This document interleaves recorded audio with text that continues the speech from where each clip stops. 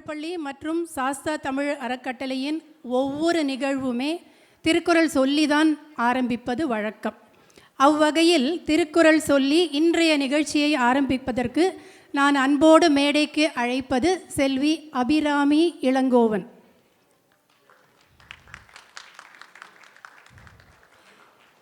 Plano Tamil பள்ளியின் parent organisation Sastha Tamil அறக்கட்டளை நடத்தும் திருக்குறள் மற்றும் தமிழ்த்திறன் போட்டிகளை வருடந்தோறும் நடத்தி வருவதை நீங்கள் அறிவீர்கள். இது எங்களுடைய 19வது ஆண்டு.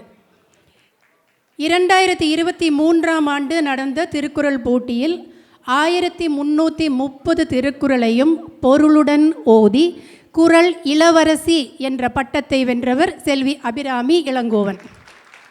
இன்னும் பலத்த கரவொலியை எழுப்பலாமா?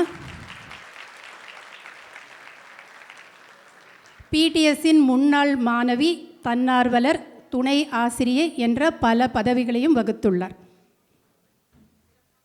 இதோ அபிராமி நமக்காக திருக்குறளுடன். அனைவருக்கும் வணக்கம். கற்றதனால் ஆயர் பயனென்கொல் வாளறிவன் நற்றார் தொழாயர் எனின்.